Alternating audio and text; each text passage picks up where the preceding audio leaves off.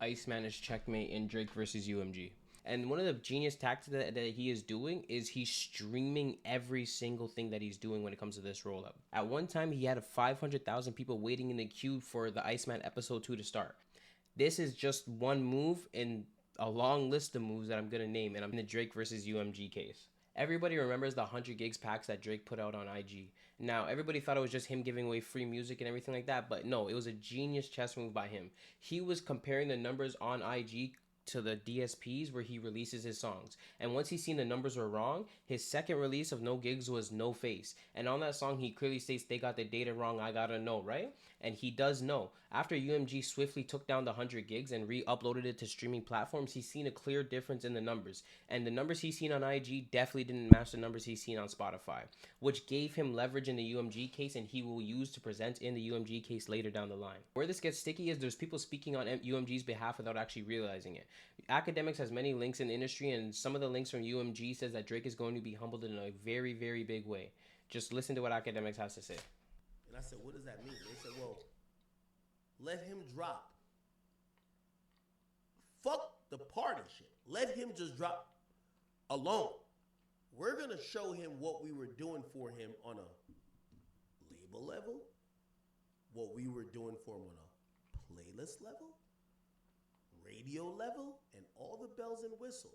I heard Academics say that somebody said that they're going to show Drake what they're doing for him on all types of levels, whether it be radio, whether it be playlisting and all that. But Drake's realistically just too big not to put on a playlist, is he not? Do labels have that much control over playlisting, or is UMG really going to suppress him like they say they're going to do?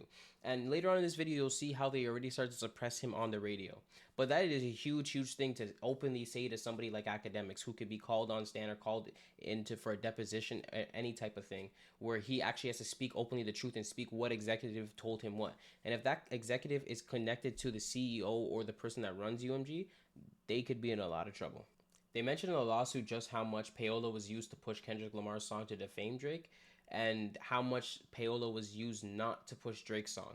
But in this case, they used payola to push Alex Warren's song Ordinary. They gave him 70 million airway plays compared to Drake's 3 million. Now, that was the key factor in Drake not going number one. So they obviously have a suppressor on that number one spot, and they're trying to keep him out of it.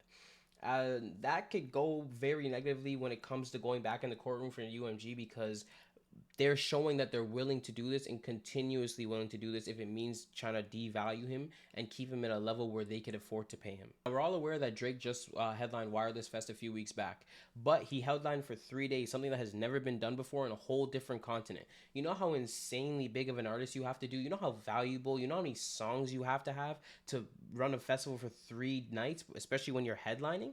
That is insane longevity, and that shows just who you are as an artist. But what was a more of a surprising thing was how many people he was able to bring out and how many friends in the industry that he still has.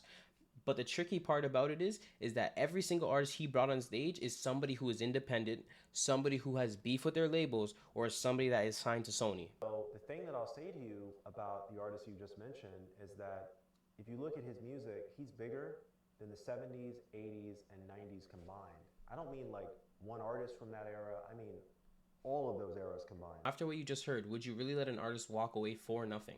He is streaming more than the 70s, 80s, and 90s combined. He is worth that much. He is damn near at the peak of his career, but yet along the way to dropping Iceman, he is showing us that they're suppressing the number one spot. 100 Gigs showed us that they're messing with the numbers, and he is live streaming everything he does when it comes to this rollout to show you that he is able to obtain a certain amount of audience, and he is almost damn near at the peak of his career still. This UMG case can get real ugly, but this is not an Iceman rollout. This is an Iceman walkdown. This is why I think